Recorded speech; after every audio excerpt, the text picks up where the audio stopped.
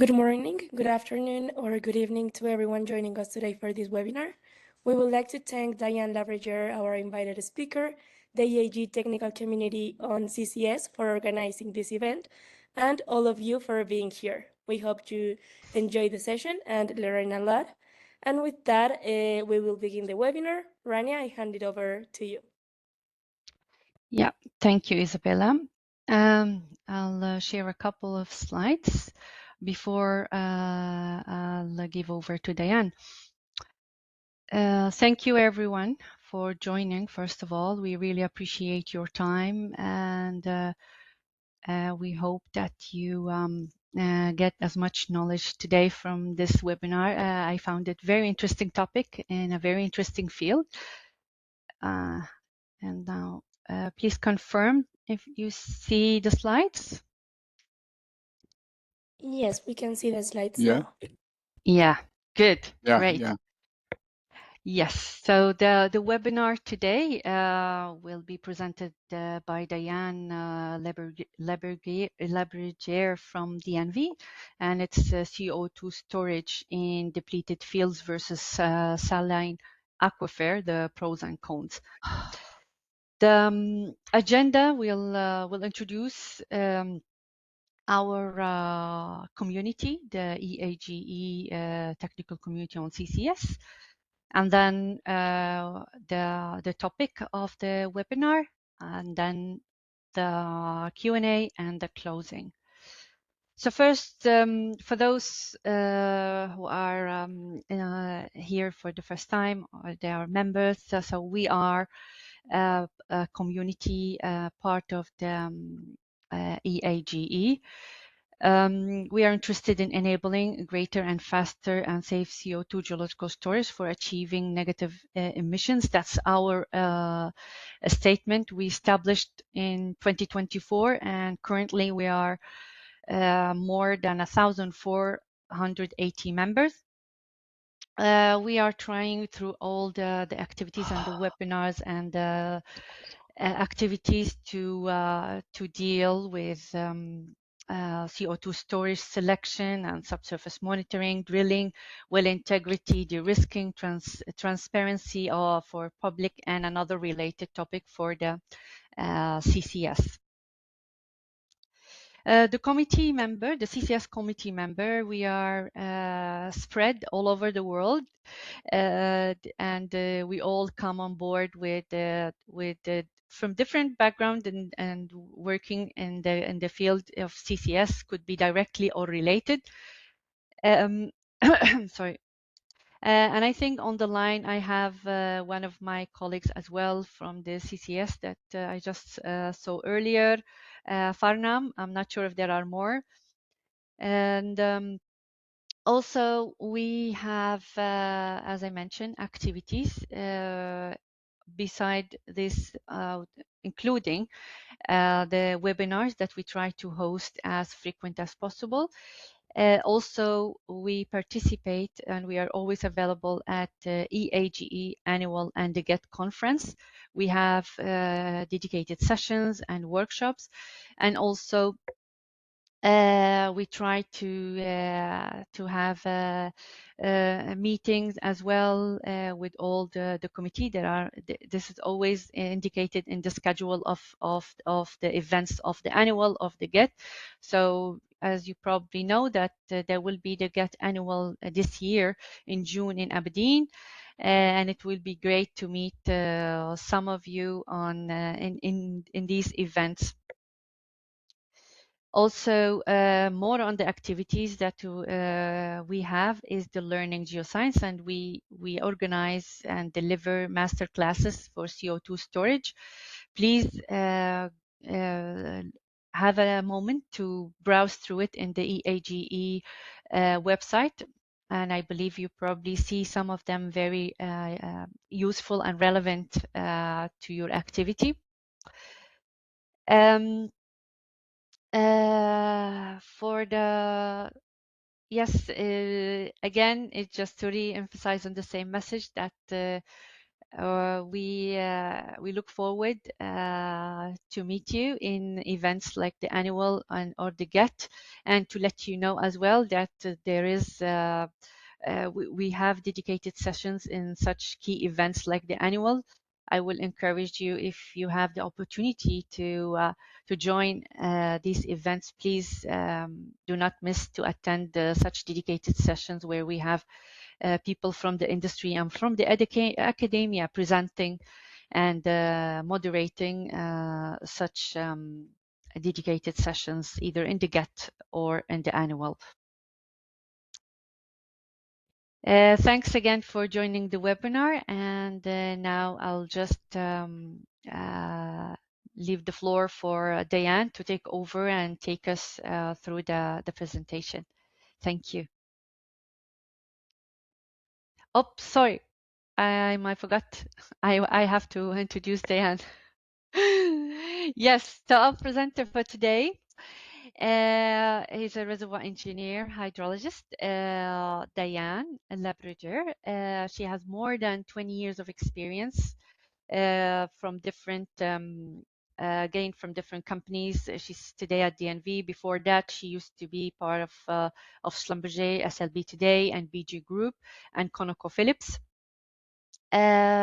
She has extensive experience in reservoir simulation, working with across various gas reservoirs and aquifer types, and also certified instructor for cutting edge technologies when it comes to RE, such as Eclipse and petroleum reservoir engineering. And currently, Diane provides CO2 storage expertise at DNV, supporting service companies and operators and government bodies on subsurface CO2 storage aspects. Her responsibilities include offer guidance on best practices, international standards, certification, and verification. Diane's expertise lies in site screening, selection, and capacity and injectivity assessment. So thank you again, Diane, for your time and for joining us. And now the floor is yours. Thank you very much for this introduction, Rania. And I would like to thank a lot to EAGE to give me this opportunity to present that topic. And I think it's a very popular topic when we go for comparing storage solution for CO2. I'm gonna share my screen.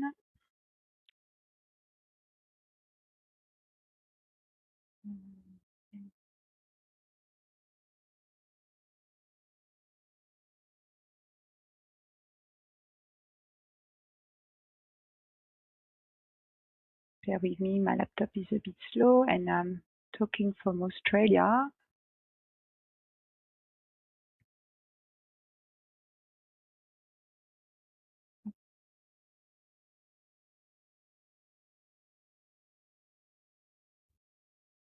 Okay, now it should be all good. So before I start to present about the options of storing CO2 in depleted gas field or saline aquifer, first I would like to highlight what is the type of job I'm doing every day at DNV, which is sometimes not very known in the upstream or subsurface industry, because we are not very used to I would say to ISO standards when we look at the subsurface studies. So one of my job at DNV is to verify the CO2 storage sites, so depleted fields or saline aquifer, against the ISO standard 27914. And I cover the topics usually related to reservoir engineering. So I do check most of the dynamic modeling done for CO2 storage, and if it's conform to the clause highlighted to the ISO standard 27914.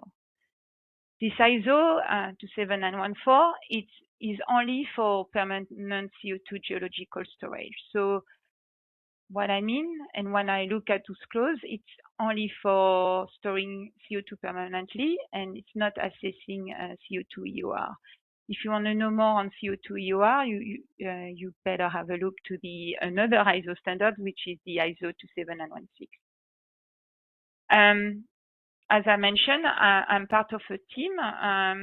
It's a global team. We are spread all around the world of subsurface experts, because as you can understand, and it's what I'm going to share in a few moments, CO2 storage covers a lot of domain in the subsurface. So we are a team of geophysicists, geologists, well engineers, geomechanics, reservoir engineers, geochemists, and time to time we are calling, depending on the complexity of the storage sites, different type of experts like hydrate specialists, if there is a risk of hydrate formation, and so on. So it's just I want to highlight, and I'm pretty sure here in the audience, everyone understands the subsurface difficulties, but sometimes when we talk to, for example, CO2 emitters, they don't realize how subsurface can be complex. So what is CCS? As you know, it's the acronym for carbon capture and storage. And of course, there is transport in between. And most of the time, we're going to look at capturing the CO2 at difficult locations where it's not that easy. It's what we are looking now more into the development of capture, like cement plant, steel plant. But it was quite known in the past to be captured in the when we were producing gas, because it was an associated gas, the CO2. But those days we are looking at the different options to capture CO2 at the hard abating emissions industry. But of course, as you may heard, we do look as well at different options like the direct air capture, which is starting to develop as well. We do transport the CO2 via pipeline and via shipping, depending on the distance. And here I'm covering most of the world. As you know, some countries are more used to CO2 pipeline, and some others would be more looking at CO2 shipping, like where I am from here in Australia or Asia Pacific. We do look at the CO2 options by shipping, because we're going to cover long distance, because the CO2 emitters sometimes is not within the country itself of the storage. We all know that CCS is not new. It's not a new technology, especially in the US and as well in the Middle East.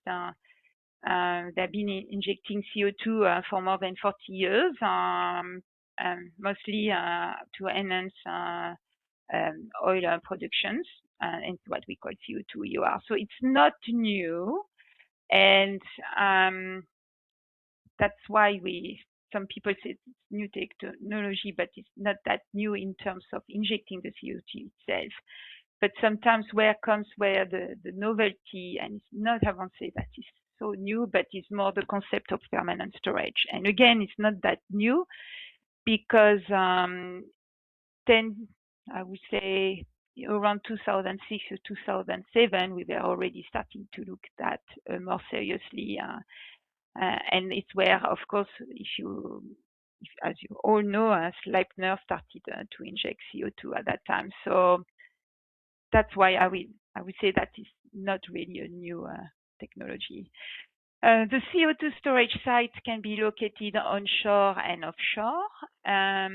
We got two types of stores, depleted fields or saline aquifers.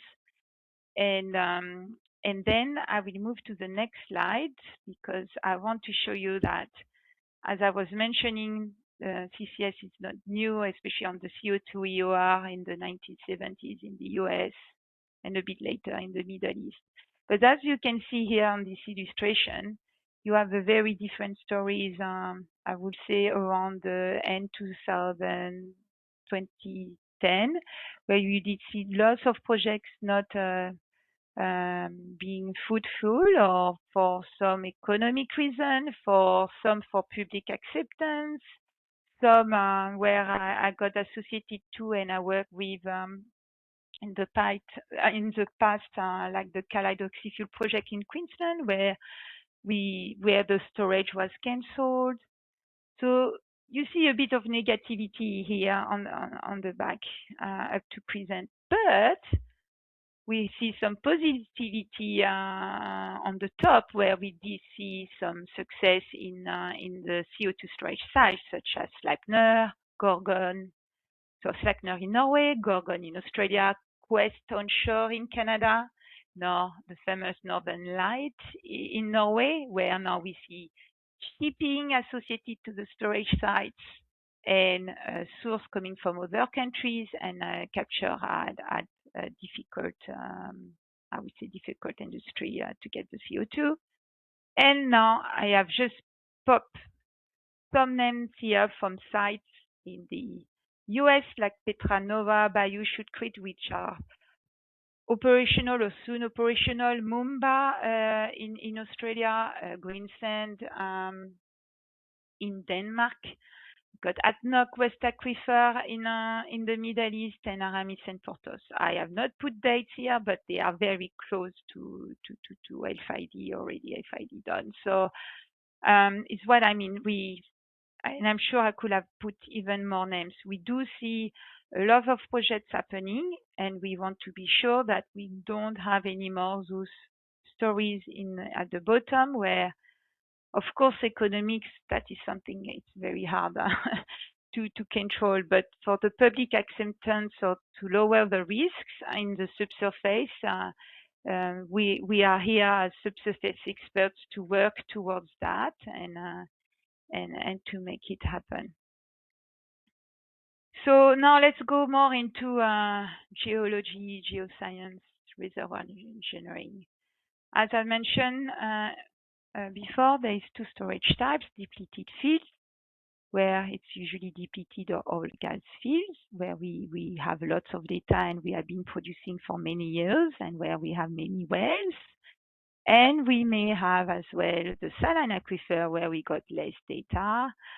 We may have one well, maybe a dry structure, where we got, and it's deep and saline in general. That's why we do call saline, for not being confused or mixed up with the shallow aquifer that usually we use for water consumption.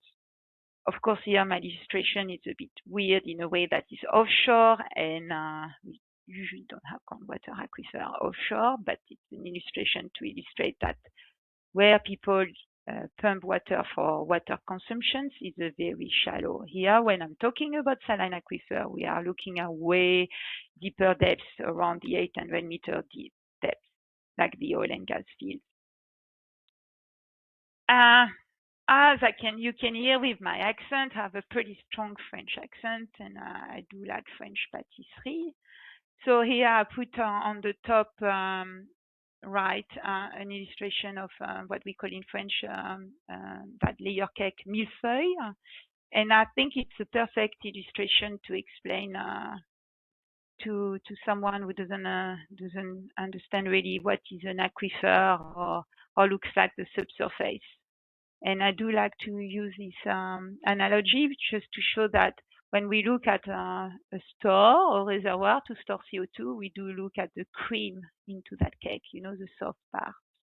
However, those soft parts are delimited by a lot of different crusty layers. And here it's what I would call a seal for a reservoir or saline aquifer.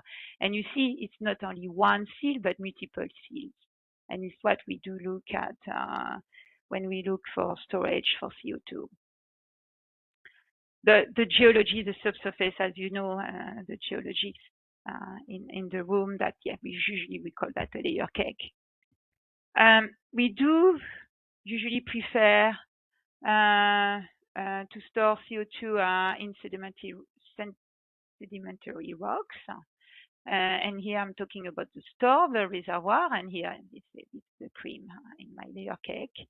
And usually we do prefer to look at clastic, which are like sandstone, sand rocks, or carbonates, more limestones. That's the most popular type of rocks that we are looking for storage.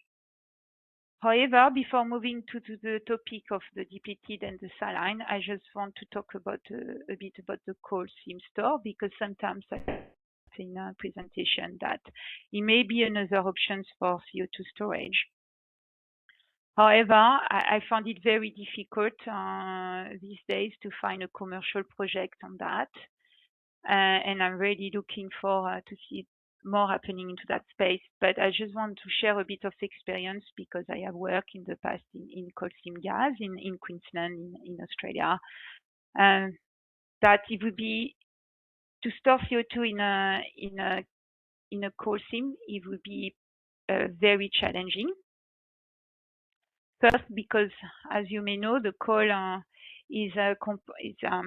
has a lot of fractures and cliffs. So we look at, usually when we describe coal, it will be a matrix and fractures. And as you may know, we do extract methane from those coals, and usually to extract the methane for those coal, we do depressurize the aquifer. Actually, the coal seam, it's an aquifer. So we're going to pump the water out, and by pumping the water out, mostly coming into the fractures, is going to help to have the matrix of coals to release the methane. So that's why we call coal seam gas extractions. We need to pump a lot of water to produce gas, CH4 methane. However, if you want to store CO2 into that, that is feasible, and even it's going to enhance the methane production. However, when you're going to inject back another gas, CO2, the matrix is going to love to take the CO2 compared to methane. So that's why it's going to even release more methane if we want to produce more methane. So it's what we will call ECBM. But by injecting back or injecting CO2 in the coal seam, it will make swell this matrix. Sorry, I'm going to put the pointer. It will make swell the matrix, and by swelling, it will close the fractures and the cliffs. So that's why it's very challenging to inject CO2 in coal, because it's going to have an impact on the permeability and the porosity. And I forgot to mention that when you produce CH4 or methane, that's the opposite. As the matrix is releasing the methane, it shrinks. So usually the porosity and the permeability increase over time during production. So you see injecting CO2 will be the opposite effect. So that's why it's, I'm still looking for, I'm still hearing, I keep an eye on, especially in India, because it's within my region, when I see some pilot projects happening, because I want to see that more, to see if it's a potential options for CO2 storage. But for the moment, I have not seen any commercial projects happening in this area. So now let's move on the carbon storage risk in depleted and saline aquifer. As you may know, and the ISO 27914 covers very well those 5 pillars. Is usually we do look at the risk regarding the volumes that you can inject, the rates you can inject, so injectivity, capacity for volume, injectivity for the rates, containment, we don't want the CO2 to be leaking.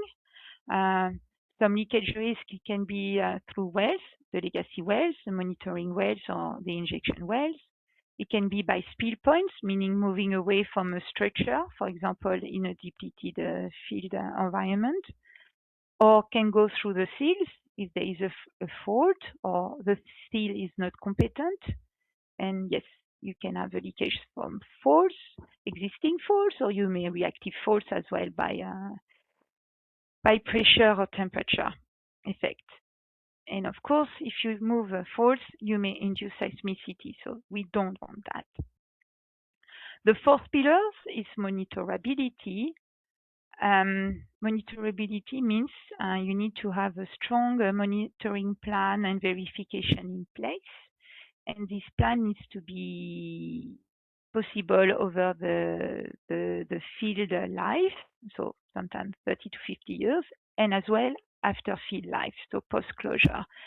So you need to be sure that you're going to be able to monitor your CO2 plume over time. And here I just show you an illustration with some wind farm at the top, and just to show you that sometimes, yes,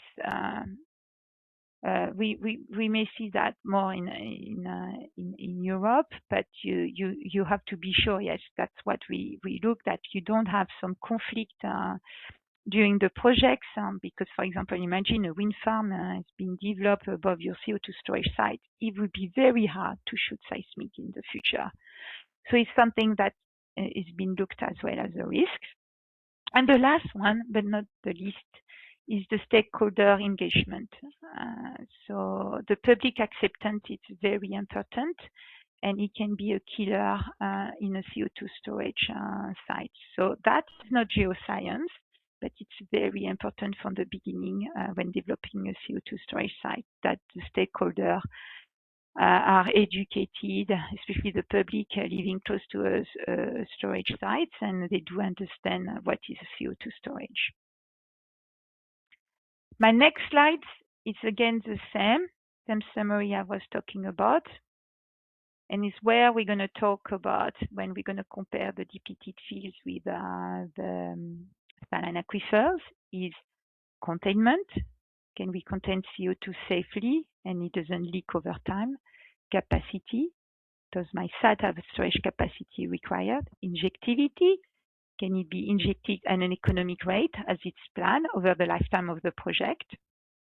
Monitorability. Can CO2 be monitored and remediated within economic limits? And the stakeholder engagement. And as I say, it's a bit the elephant in the room. When we do the verification, especially in the early days, so as site feasibility requirements, what we do assess is, in fact, if there is no showstoppers regarding those 5 pillars. If we do see a showstoppers regarding one of those pillars, that would be very hard to move on to FID or even endorsement stage, because as you see, there is a strong showstoppers. So sometimes he requests more studies to be assessed, but sometimes as well he may tell that that site may not be feasible, and that can be part as well from a screening exercise, and maybe move on to another one. So yes, lack of any one of these elements prevents the storage site being feasibly matured. And as again, when I was saying about the elephant in the room, as I said, the stakeholder engagement on the non-technical risk can be the biggest risk to the project development. And the example was Barendrecht in the Netherlands, where the public didn't accept to have a CO2 storage onshore in the country. And that is because, and I will tell you later, because there is a strong history in the Netherlands about oil and gas. MMV and corrected measure plan is key part of the storage permit, and it's not one size fits all. MMV plans are risk-based, site-specific, and adaptive through time. So that's why when we look at that, we really do check that the risks are identified and the MMV plan are dedicated to this risk and to this site specifically. And of course, it will adapt through times of the project. So now let's start about comparing depleted and deep saline aquifers. So I will go first on the containment. Remember the first pillars, and I go straight into the point of the wells. So as you know, a deep saline aquifers we don't expect to have lots of wells, maybe a dry well in the vicinity. It may be old though, and that's pretty important when I say it may be old, because we need to have the information on that well. So that's why it's still important to assess this well, but in terms of quantity, it's very few wells. So that's why saline aquifers usually are pretty positive in terms of legacy wells. However, if you go to depleted fields, as you know, there is a higher density of legacy wells because the field has been explored and developed and produced, and sometimes even injected. You may have water injections for pressure maintenance. So first question we need to ask is the P&A of those wells. So those legacy wells are done for CO2 storage, and of course those wells most of the time has been P&A ages ago and were not planned for CO2 storage. So a thorough assessment that we usually is done by well experts is looking at that. But what is very important as well is do the operator, for example, have information on the legacy wells? Because sometimes they are pretty old, so locations, well schematic may be missing. You know, operators changes over time, so that's where sometimes it's very tricky. And as well, drilling a new well in that configurations. We will know that the field has been produced. So regarding geomechanics, we need to assess and to study if there is any deformation along the well trajectory during drilling. So what I mean by that, we need to think as the same in oil and gas. When you have been producing for many years, you need to be cautious about drilling your wells. As you know, your geomechanics are changed from the initial date, which you don't have on the deep saline aquifers. The geomechanical conditions will be virgin. However, do we know the geomechanical conditions? Because when we did drill that dry well, for example, we know we may not have done any geomechanics work. So you may need to drill an appraisal well to do those type of works to know more the geomechanics conditions. However, what I want to say, usually, how do we assess the complexity and the risk around the legacy wells? It's usually, it comes with the integration with the reservoir engineering work, that normally the dynamic model based on the static model will help to predict the plume location predictions, and then you can assess if the plume is reaching those legacy wells. And of course, the best strategy would be the avoidance of these wells. But as you may know, that's not always the case, and it may be difficult due to the structural reason. And of course, we do have a look as well to the differential of pressure that will be happening during injections. So, for example, you will look at the maximum of difference of pressure. So, usually at the end of injection, compared to initial pressure, to see if the well can sustain this delta P at the legacy well location. What we want, as you know, we don't want any leak happening to those wells, and that's why normally when we plan wells for monitoring and for injections, when there are new wells, we do use special materials for CO2, such as for the cement and for the steel of the well. However, very accidentally yesterday, that was published, I found that on LinkedIn. There is a very nice paper here I put in a link. Then it very summarize all the complexity on the legacy wells. And we start to see more work as well on quantitative assessment of leakage in the wells. So I really highlight to read this type of paper around that, because I don't want to say that. How can I explain that? We don't want the best case scenario. Of course, we don't want the CO2 to leak, but we start to see some discussion around potential leakage of wells that could happen, but not be as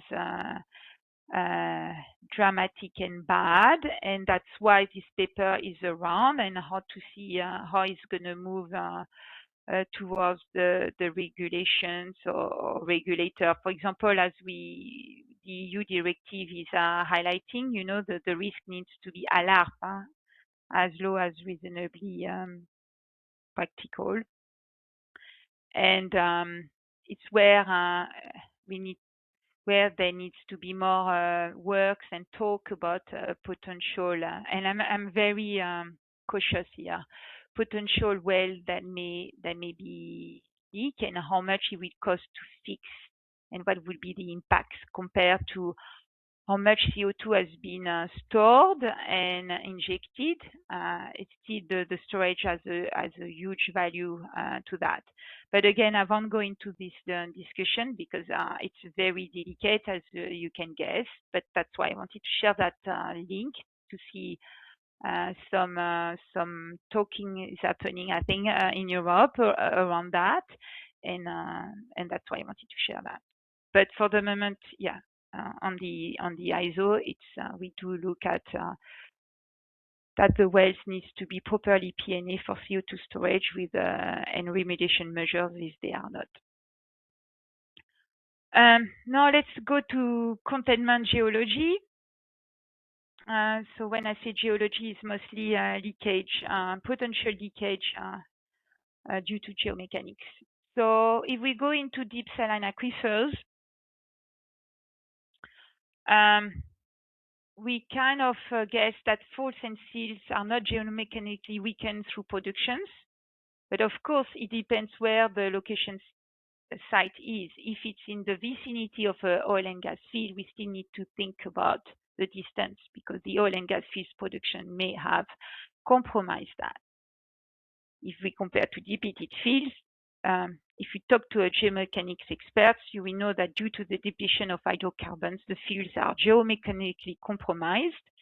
The store, remember the cream, and the seal as well on the crusty layers. So lots of geomechanics works needs to be done, and we need, usually you look at the initial conditions before production, the conditions during production, and of course at the end of production before injections. It's a very, usually when we look at the verification, geomechanics is a very intense and important exercise. And why I'm saying that is, I give you here the example as I was talking about in the Netherlands. The Groningen field has been producing gas for many years, and it did have some induced seismicity. And of course, the population did feel that, and he has pushed the operator to close the fields because of that. So as you can see, that is it's an example of weakening the geomechanics during production. That's a perfect example. Well, now we look at the capacity of the seal. What is good though in depleted fields, we know that the field has maintained gas for millions of years, so that is pretty proven in the local area to hold the hydrocarbons. However, deep saline aquifers we may not know, so that is maybe an unknown. It really depends on where we are looking at. If it's close to an hydrocarbon fields, we will have more confidence. And of course, we need to know as well the regional extension of the seal. Depleted fields, they got a structural closure. So usually we do like to inject CO2 where the gas or oil were. So we don't want, usually we avoid to have the CO2 to go to the spill points. So usually it stays in the closure. So like this, we are kind of confident that the plume is not moving away. and it's easier to monitor. However, it do limits the volumes. On the saline aquifer, there is more risk for the plume to move indefinitely, especially if you are injecting, imagine, in a slope or in a syncline, for example. So that is a bit tricky because, of course, we do like to see a plume to stabilize and not to move after a while, especially for monitoring and regulation purposes. Usually, we do like to see the plume to stay within a licensed area. However, as a reservoir engineer, I would tell you that usually if the CO2 moves, it's going to improve the trapping mechanism. For example, the plume movement is going to improve the CO2 dissolution in the water or the hysteresis phenomenon of the gas trapping. And sometimes it's very difficult as well to model the plume movement, especially when it comes to grid refinement. As you know, when we do static and mostly dynamic modeling, we do sometimes work at a larger scale that we would like. If you talk to a geologist, it would be way better that we have smaller cells to represent more heterogeneities. But sometimes we can't. But it's true that if we be able to refine way more the grids, you can see that it improves the CO2 trapping, but as well you may see the plume moving less. So that as well is a hot topic, I would say. And that's why it really depends. It depends as well on the modeling exercise. But yes, in general, we don't want the plume to move after a while. And if it moves, that would be good. That lots of work are being done to reduce the uncertainty on trapping mechanism. Now let's go to my apologies. I may accelerate a bit on capacity injectivity. So deep saline aquifers, no problem really on capacity. Usually it really range typically higher because as we got a huge space to store CO2, it's a saline aquifer. And as I was saying, in depleted fields, we are more into a closure type of structure closure, so that it's smaller capacity. However, we have larger uncertainty because we don't have the data. We may have some uncertainty as well on fluid displacement and pressure interaction with surrounding fields. And problem arising, especially I think, I would say it's not really a problem in Australia. We have space. But we do see that more in Europe, where we start to see there could be some pressure interference, and I think as well in the US, pressure interference between fields. So that's something to be considered. And on the deep saline aquifers, the capacity, you got potential to scale up compared to depleted fields. However, in depleted fields, we got way more data, and we know way more how the store behaves. So injectivity, again, a huge uncertainty in saline. Usually an appraisal well is needed to conduct injectivity injection tests to know the rates. And as well, we may have an issue with water salinity. If it's highly saline, we may have some issues with salt precipitation when we inject CO2, and that may impact the injectivity. But that is something that can be studied well ahead by just knowing the water salinity. On depleted fields, what is great, we got production data, maybe even injection data. We have been water flooding. We got calibration happening for the model. So we are pretty, let's say we are pretty more confident than the saline aquifers. However, when it's highly depleted fields, when we're going to inject CO2, it may be at the gas phase at the start, and over time we'll move towards more critical supercritical phase, so more dense phase. So at the beginning, the volume may not be as optimal because the field is very depleted. So the CO2 will be under gas phase. But if we move over supercritical, and the volumes will improve over time. We may have transient Joule-Thomson effect, cooling during injection. So some actions needs to be taken at the wellhead and before for compression and heating. We could see some hydrate formation risk in the stores, which is still hard to model. But however, you need to do just studies involving hydrate specialists for evaluating those risks. And what I wanted to say as well, that a new well, so new injectors still carry geological risk. So sometimes it's not because we have been producing for many years and we know our field quite well that we think by just drilling a new well for injection, it may have the same injectivity than the productivity. So you need to avoid bias by that as well.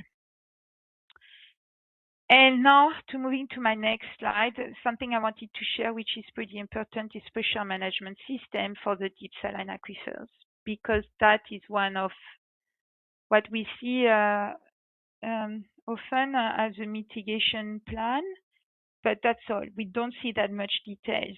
And I would like really to highlight here that a pressure management system is something that needs to be think well ahead. And I have a perfect example here, as I'm based in Australia. Our most famous CCS project is the Gorgon, Chevron Gorgon projects, which has not been injecting at the targeted rate, and this project has a pressure management system in place. So meaning they are producing water out from the saline aquifer where they inject to release the pressure. And what I mean by that, that when we will be looking at saline aquifers, as you know, the pressure most of the time will be hydrostatic. So there is less than delta pressure, difference of pressure available compared to a depleted field. And that means that maybe a pressure management system will be needed in the future to avoid too much pressure increase, because we don't want pressure increase, as it can frack the reservoir, or it can impact fault and induce seismicity. So what I want to say by that is pressure management system to put in place is something that needs to be think well ahead. And of course, it's going to be very different if you are onshore versus offshore, because onshore is maybe way easier to deal with produced water.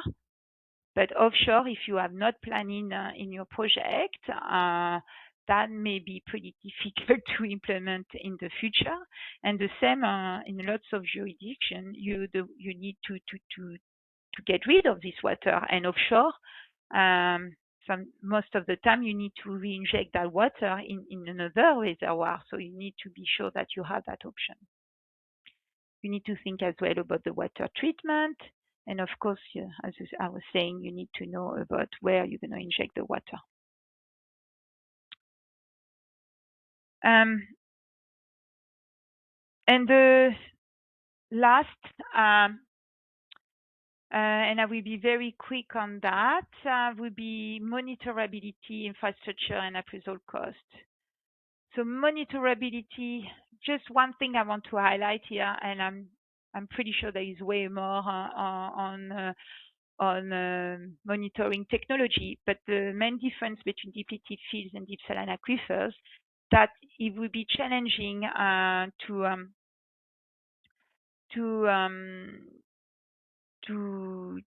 look at, for example, a seismic, for the seismic when you have remaining hydrocarbons in the depleted fields, because it may inhibit the geophysical response. and it will be hard to differentiate the CO2 plume from the CH4, for example. However, in saline aquifers, you're going to image different densities, so CO2 versus water, so it will be way more easier. So I just put here a nice illustration of the Sleipner imaging, and as you can see, it's in the saline aquifers, and we can clearly see the plume on that. On infrastructure, we often think that using depleted fields is going to be the cheapest options because we can reuse the infrastructure. However, we still need to think about the cost of remediating the legacy well, the modifying the pipelines and the platform, and maybe the remaining service life for pipeline and platform are not planned for 50 years more and plus. So that may be challenging. That's why sometimes it needs to be a double thought about that. And on deep saline aquifers, usually at pretty higher cost because we need to do more appraisal activities, such as drilling an injection well. And we may not have the results we wanted, and we need to move on to another site, for example. So, but as well, we need for sure to build a new infrastructure. And yes, appraisal cost is exactly that. Deep saline is going to be more costly in appraisal. More work for the geoscience experts, and on depleted fields, it will be limited appraisal cost thanks to the availability of the data. So at the end, you want the answer about what is the best, depleted versus saline. Maybe everyone has already his own thought after what I have exposed, but I want really, it's a very hard call, I would say. And that is my thought about what could be a good storage site. I think I will go towards saline if I knew all the data, of course, but yes, would be kind of a saline aquifer with pretty deep to get a good volume. Then you got CO2 supercritical form. I would like a container complex with multiple barrels for storage security and multiple stores for backup injectivity capacity, because if you may have a need problem into your initial store, you still have a backup plan for other stores. And remember as well a backup plan for the pressure management system where you want to inject water later on. I want a low density of wells, low density of faults and fracture, and naturally active seismic areas, so low earthquake areas. Structurally as flat as possible for aquifers, like you don't have the plume moving. More control. However, as I said, I do like to see the plume moving for trapping reason. So that is a hard call, I would say. Of course, a high delta pressure, as I was mentioning, though that may be more tricky in saline aquifers. However, large aquifer where pressure can dissipate, that is the best. Of course, as I say, pressure management system feasible, and if offshore, in shallow water to reduce the cost of wells and development. And of course, we don't forget the elephant in the room. We need to have a strong public acceptance. Conclusion. Sorry, I've been a little bit over time. There is no black and white answers when comparing saline versus depleted fields. I do think there is a large scrutiny for CO2 storage risk in the early days, and I would say it's my job, but I do think it's a lot in the media. It's a lot of people are talking about, and that is where sometimes it's difficult because we need to educate and we need to share to get the public acceptance. So especially when you talk to CO2 emitters, regulators, investors, and insurance. And then my last one wanted to say, oil and gas production lives with uncertainty, but yes, they didn't have that much that scrutiny because, of course, they promised that you will produce such gas and oil profile, and sometimes it's not happening. Maybe sometimes suddenly some water is producing, and then you need to manage that. So it's the same for CO2 storage. We are dealing with subsurface uncertainties. Can be some complexities, but I think we have way more exposure, and that's why sometimes it's very difficult for defending the CO2 storage. However, and that's my final say, I say there is some people like me who do look at site storage again, ISO standards, and to be sure that we minimize that all the risks are minimized, and there is a strong MMV in place, and there is yes, there is a very good evaluation of the risk, and all the studies are made to reduce those risks. Thank you very much, and I'm open to Q&A. I'm very sorry, pretty short now for Q&A. Yes, we do have limited time for Q&A. First of all, thank you, Diane, for the very insightful presentation. And it has triggered quite interesting discussions I can see here in the chat. But I will try to quickly go for some of the questions, and hopefully we'll address the other separately in a separate email or somehow. So first question we have, are there any ISO standards regarding the utilization of captured CO2 other than permanent storage CCU? So for the U, there is only one U that ISO standards is, from what I know, there is only one. It's the CO2 EOR, and it's the ISO 27916. Mm-hmm.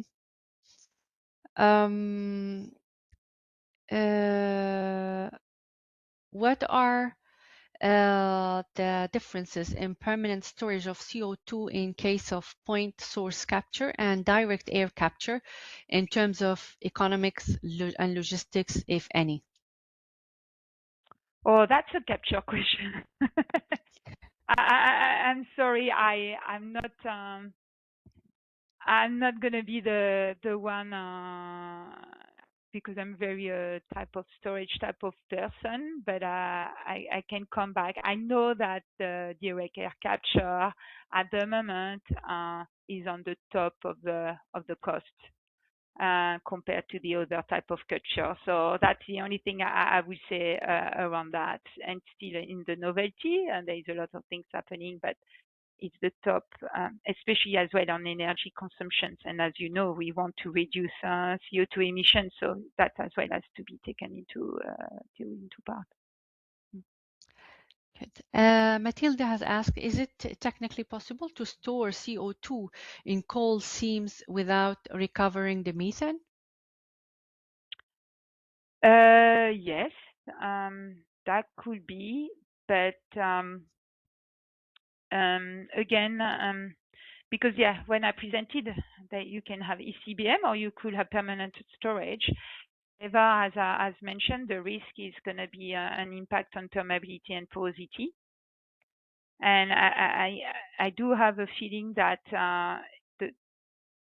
and again, that's why I would like to see more projects or pilots study done on that. I think over time, the permeability and porosity will be damaged by injecting the CO2 in the seams, because the matrix will expand and it will close the fracture, so there is no more perm and pore, and then you cannot inject anymore. However, depends on the coal quality and properties. So that's why but as you see, there is no ready until someone says, maybe I'm wrong, I have searched any commercial projects in permanent storage in coal seam. I have not found any at the moment. Said is asking, is the standard ICO 27914 the same or similar to Class VI well permitting in US? So Class 6, no, Class 6 is a regulation. So very different than an ISO standard. So regulations is imposed by a country, here the United States of America. ISO standards, it's a best practice. It's an ISO standard that can be used, but it doesn't replace regulations.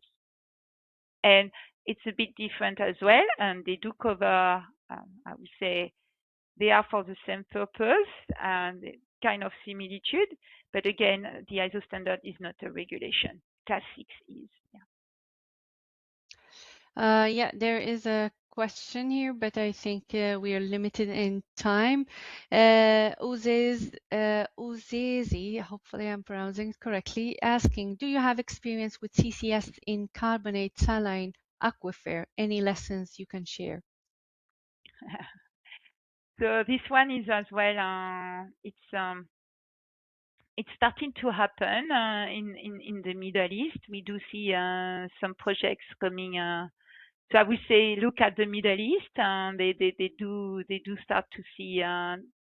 They start to do project in that space.